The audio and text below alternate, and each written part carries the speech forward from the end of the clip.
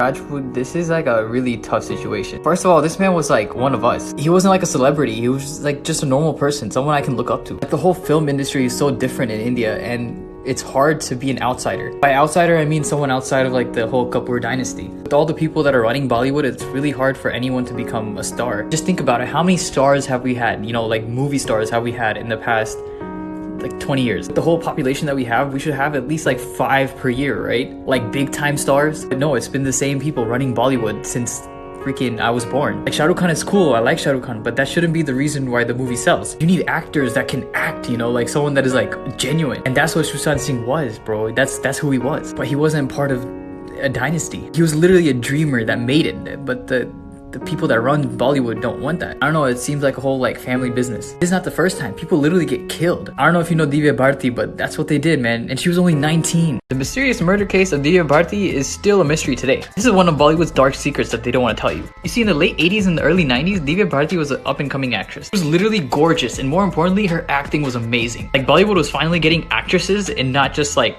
beautiful faces. But then at the rise of her career at the age of 19, she died. Stories say that she walked off of a 5-story building and killed herself, that she committed suicide. But why would someone do that, especially in her position? But you gotta realize, this is Bollywood in the early 90s. At the time, Divya Bharti was being compared to Sridevi. And Sridevi was a household name. No one's gonna take over her. Or could they, you know? She passed away in 1993, 10 months after she married Sajid Nandiadwala, a household producer.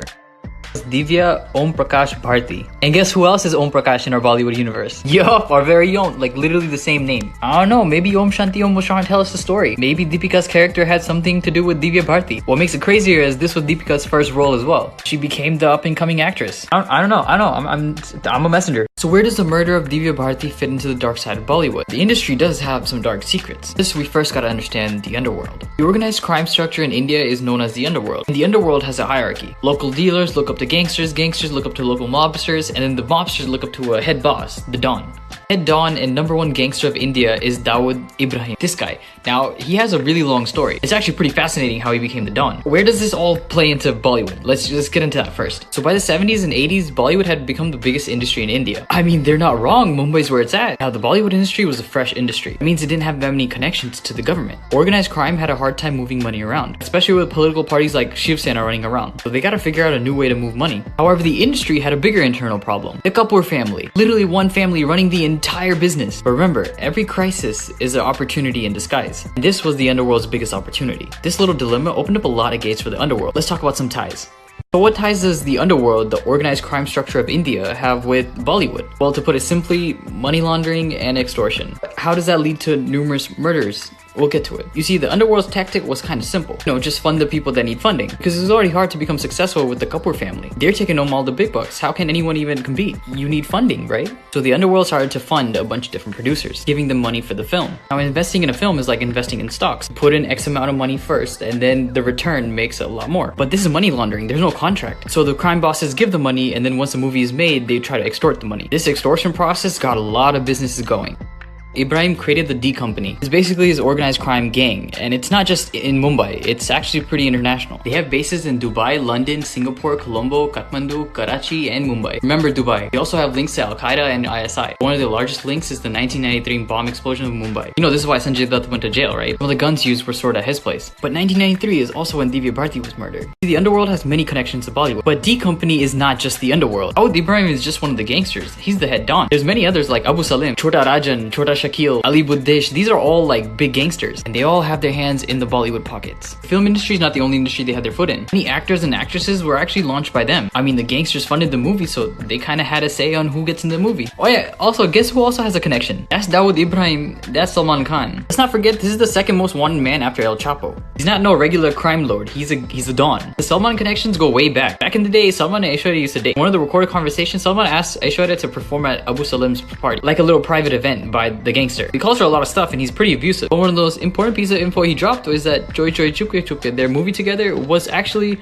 funded by Chota Shakil. Now, Salman is the biggest mentor of Suraj Pancholi, who used to date Jia Khan, who was found dead in her apartment without a suicide note. As weird as that is, Suraj was also in competition with Sushant Singh Rajput. He was 10 times better. Now, this is no coincidence. And now the death of Divya Bharti is starting to make sense. She was a new face in the industry, but she started to know a lot about the underworld. The underworld has been doing dealings for years. She was a fresh face. They can't trust that. Especially with potential info on the 1993 bombing. I don't think she was safe with all the producers mixing with the underworld. Mahesh Bhatt, Bonnie Kapoor, Rakesh Roshan, they've all been involved in extortion cases. There's a specific reason I mentioned those names. Rakesh Roshan got shot for not giving extortion money for Kaho Na Pyar Hai. Yes, Kaho Na Pyar Hai was partially funded by the underworld. Rakesh Roshan made this movie to launch his son. The movie was mad successful and got a lot of money. He was shot when he refused to give 2 crore rupees. Mahesh Bhatt was married to Parveen when she mysteriously died in the rise of her career. Bonnie Kapoor married to Shridev, who was mysteriously found dead in her bathtub in Dubai. And guess who's in Dubai? Dawood Ibrahim. While Abu Salim is in prison, Dawn of India is hiding somewhere in the Middle East. Now, Sridevi has been one of the queens of Bollywood for years. She was starting to make a comeback. And in the rise of her comeback, she mysteriously passes away in a country where D Company operates. Not to mention, Divya Bharti, Jia Khan, and Sushant Singh Rajput went to the same hospital after they died. And the autopsy has been corrupted. This is just a sprinkle of what's going on. You're absolutely correct. How are these corrupt organizations still intact? Like, we know they're corrupt. How are they still in business, right? You see, there will be law and order. And the world doesn't work that way. When it comes to power, it's either that you have it or you own it. It sounds the same, but it's different. You see, Bollywood is being run by gangsters and dons like Dawood Ibrahim. But Ibrahim didn't just get there out of nowhere. You know, even the don has a bap, a father, a mentor that taught him how to be don. Enter Haji Mastan. Haji Mastan was Mumbai's don during the 60s and the 80s. He paved the way for the entire mafia. Ibrahim, Abu Salim, Chota Shakil, they all came from him. But notice how it says Indian filmmaker. Haji Mastan played it a little differently. Remember what I said about power. You either have it or you own it.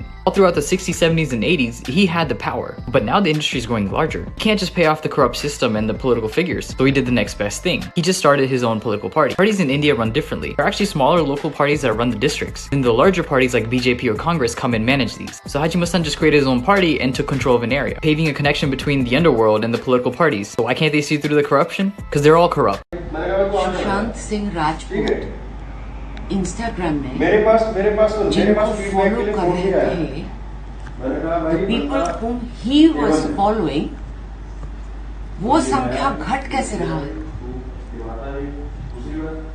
वो numbers कम कैसे हो रहा है? This is tampering of evidence. उसमें क्या delete हो रहा है, क्या add हो रहा है, किसको नहीं पता? The murder story of Gulshan Kumar is crazy. Now, Gulshan Kumar is like the founder, creator, genius behind T-Series. You know, the company that PewDiePie was going crazy about? So yeah, this T-Series was created by a man named Gulshan Kumar. In 1997, he was shot dead by the mafia that runs Bollywood. But why would they want to shoot this guy? Like, he was such a nice guy. Gulshan Kumar was a pretty humble guy. Like, T-Series, the corporation you see today, was completely different before. You see, in the 80s, it was already hard to get into the film industry as is. Like, you have to have a lot of money to just walk in and be successful. And Gulshan Kumar used to sell fruit juice. So it's not like he was making millions of dollars already. But Gulshan Kumar was a businessman. The film industry was one of the biggest businesses. If you know business, you can sell anything. It's not about the product. Instead of going directly to the studios, he went around the distribution plan. Once a film is released, most of the money comes from the distribution. There was no distribution strategy in Bollywood, at least for movies. There's no like VHS, but there was for music. India's music industry goes hand in hand with Bollywood. Like, most of the songs are made for movies. No one goes around remembering the movies all day. It's the songs. Gulshan Kumar started pirating the music. The beginning steps of T-Series. Someone can't simply be murdered for piracy, right? Like, there has to be something else. See, that was just the beginning of T-Series. Gulshan Kumar understood that the power here is in distribution. More than pirated content, T-Series is actually about selling cassettes. Thus, Super Cassette Industries Private Limited, T-Series. They were able to make cheap cassettes. So now what Gulshan Kumar does is puts 2 and 2 together. He'll get fresh, new, young talent to come and sing Bollywood classics, like super old songs. And now the audience can get old songs reimagined in a new voice. And not just any voice. For example, Sonu Nigam, literally the poster child of T-Series. He'd sing Bollywood classics in his own voice. Gulshan Kumar records it and put it on a cassette. The entirety of India enjoys it. And that went on for a couple years until they got their first big break with Qayamat Se Qayamat Tak. Got their first soundtrack deal, and now T-Series was on a roll. And then in 1990, T-Series became the leading music label with Ashiki. But pay attention to these names. Mahesh Bhatt was the director, and Nadeem and Shravan were the music composers. By the 90s, T-Series went from a cassette company to a movie production studio. All this man was doing was launching new talent. So how did it get him killed? See, his murder actually runs 2 ways. Remember Nadeem Shravan? Gulshan Kumar was shot dead by goons of the mafia. In the initial investigation, police actually blamed Nadeem and Shravan for hiring contract killers from the underworld to kill Gulshan Kumar. They were trying to find a lead and they thought there was intent. However, the underworld already had plans for Gulshan Kumar. Again, we gotta remember that Gulshan Kumar was a businessman. At the end of the day, this whole mafia business is a business. Just like Gulshan Kumar, they had also understood that Bollywood is just a bunch of production. They lack a distribution strategy. The mafia has a lot of money to move around. Funding the producers alone isn't gonna do much. They're gonna make the movie and that's where it ends. So now they start investing in cassettes. They started funding the production of cassettes. And now the cassette company started making money. See, most movies in Hollywood have like a 15-year deal. From theater to VOD to TV to wherever. In India, it was just theater to whatever. So they started selling cassettes. But guess who was cassette king in India? The underworld tried many times to get money out of him, but they couldn't do so. So on August 12th in 1997, they unloaded 16 bullets into his body, sending a message to all the production companies across India.